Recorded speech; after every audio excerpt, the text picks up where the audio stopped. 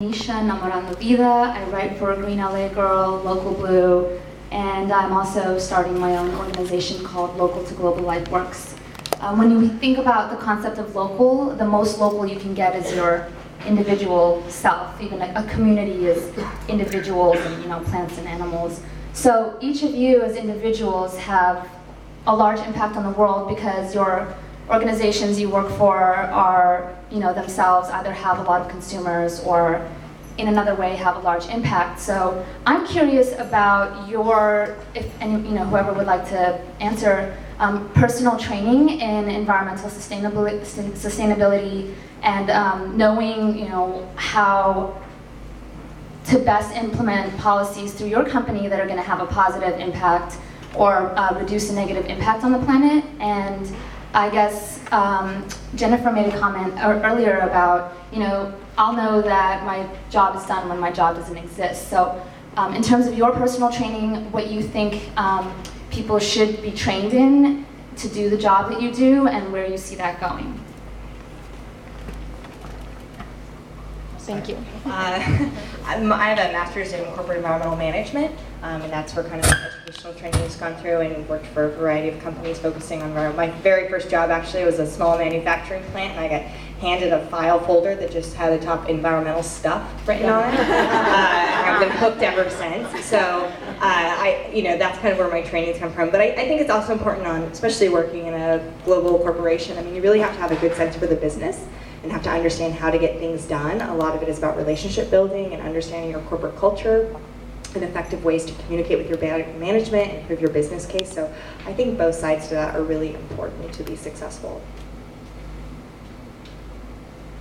My formal training is in journalism and marketing, so probably, I guess, messaging would be my formal training. So in terms of work experience, I worked at probably one of the largest car, I think the second largest car company in the world.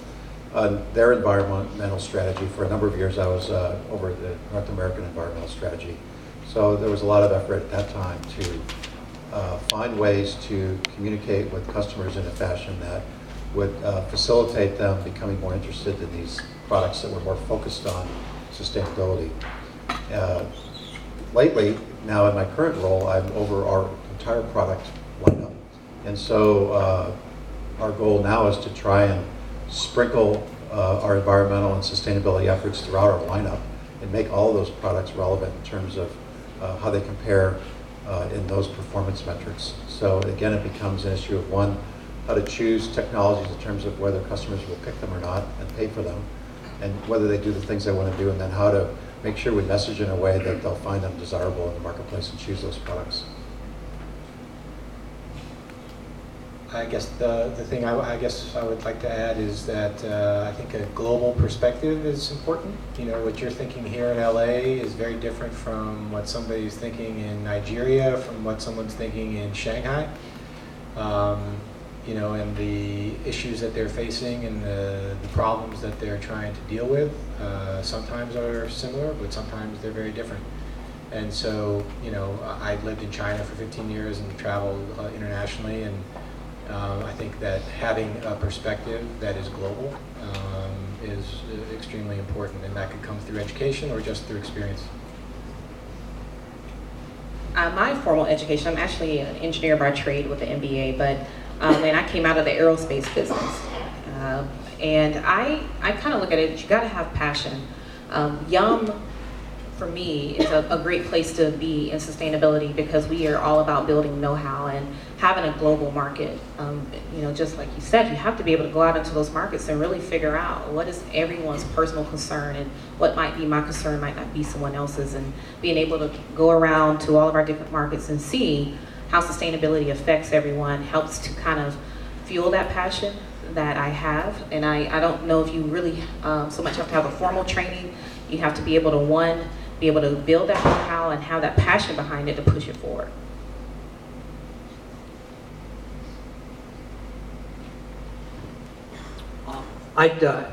This happens to be a pet thing of mine, so I'm glad you asked the question. I think that there's now 7 billion of us on the planet. That happened just a couple of months ago. October, I guess, is when we crossed that threshold. And that this kind of notion of the best and the brightest and going to the elite schools and all of that stuff has all great, but hasn't at the end of the day moved us very far along. We have huge problems in front of us. And so the skills that are going to be required, in addition, I think, to what Bridget talked about, which is a passion, is going to be a lot about people's ability to collaborate and to creatively problem solve. They say that 75% of the jobs that today's fourth graders are going to have in adulthood do not yet exist. So there's an opportunity using collaboration and creative thinking and creative problem solving to innovate our way through a whole host of things. It's not to say that specialization and going to Stanford and all of those places isn't going to be really significant and important.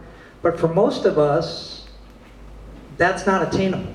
Most of us are lucky to get to junior college.